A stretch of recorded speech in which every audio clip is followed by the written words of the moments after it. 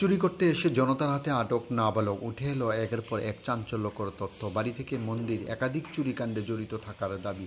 একের পর এক চুরি, বাড়ি থেকে মন্দির, অভিযোগের পর অভিযোগ উঠল। কথিত চুরচক্রের নাগাল পায়নি কমলপুরের পুলিশ। দীর্ঘদিন ধরে এলাকায় চুরির ঘটনা নিয়ে আতঙ্ক খুব বাড়লেও অভিযুক্তদের ধরতে পুলিশের ভূমিকা নিয়ে প্রশ্ন উঠছিল। অবশেষে পুলিশের জালে নয়, মান চুরি করতে এসে জনতার হাতে ধরা পড়ল কথিত চুরচক্রের এক নাবালক সদস্য।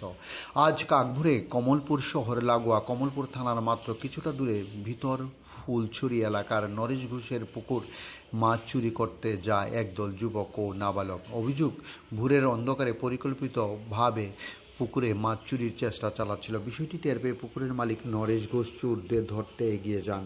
তখন চোরচক্রের সদস্যরা পালিয়ে যাওয়ার চেষ্টা করেন। পুকুরের মালিক ও স্থানীয়দের তৎপরতায় একজন নাবালককে আটক করা সম্ভব হলেও তার সঙ্গে থাকা বাকিরা ঘটনাস্থল থেকে পালিয়ে যায়। আটক হওয়া নাবালকের বাড়ি কমলপুর মায়াছড়ি এলাকায় বলে জানা গেছে। ঘটনার খবর পেয়ে কমলপুর থানার জানানো হয়, পুলিশ ঘটনাস্থলে পৌঁছায়। কিন্তু ঘটনার পর স্থানীয়দের প্রশ্ন, এতদিন ধরে কমলপুরের বিভিন্ন এলাকায় একের পর এক চুরির ঘটনা ঘটল, কথিত চোরচক্রকে ধরতে পুলিশ কেন ব্যর্থ হলো?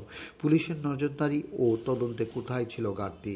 স্থানীয়দের উপস্থিতিতে আটক নাবালককে জিজ্ঞাসাবাদ করা হলে সে দাবি করে সে একা নয়, তাদের একটি দল রয়েছে।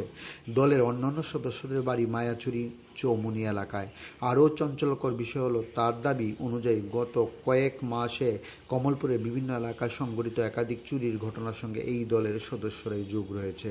বাড়িতে চুরি থেকে শুরু করে বিভিন্ন মন্দিরে সংঘটিত চুরির ঘটনাতেও তাদের সম্পর্ক রয়েছে বলে আটক নাবালকের দাবি করছেন। যদিও এই দাবিগুলির সত্যতা এখনও পুলিশের তদন্তে নিশ্চিত হয়নি। সংবাদ মাধ্যমের সামনে আটক নাবালক আরও দাবি করেন, চুরি করা অর্থ দিয়ে তারা মাদক ও ড্রাগস সেবন করত।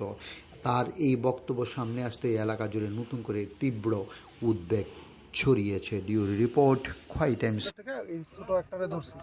এই ধরার পরে দিয়া সেটা এই স্বীকার করছে যে তারা এই গ্রামের মধ্যে যত রাম ঠাকুর আশ্রমে চুরি, কানাইলাল ঘোষের বাড়িতে চুরি, আমরা কমলপুর কালী মন্দিরে চুরি, সবগুলা চুরির সাথেই তারার একটা বড়সড় একটা গ্রুপ আছে, এই গ্রুপটা জড়িত। এবং তারা এই চুরির পয়সা টয়সা দিয়া সেটা তারা বিভিন্ন নেশা সামগ্রী কিনে। এবং সবচেয়ে উল্লেখযোগ্য বিষয় হলো, এই নেশা সামগ্রীগুলো তারা কইতাছে কমলপুরেও পাওয়া যাইতেছে, ফুলচুরিতেও পাওয়া যাইতেছে, এবং মরাসরও এজেন্ট আছে, তার কাছ থেকে তারা বিক্রি করে। এখন কি করবেন? এখন তো প্রশাসন যা ব্যবস্থা নেই সেদিকে পুলিশের হাতে তুলে দেবেন। হ্যাঁ, তারা আমরা চাই পুরো গ্রুপটা যাতে অ্যারেস্ট করা হয় করে, এবং আরো যে কমলপুরের বিভিন্ন জায়গায় যে চুরি হইতেছে এটি যাতে একজনের টান দিলেই সবটাই এমনি বেরিয়ে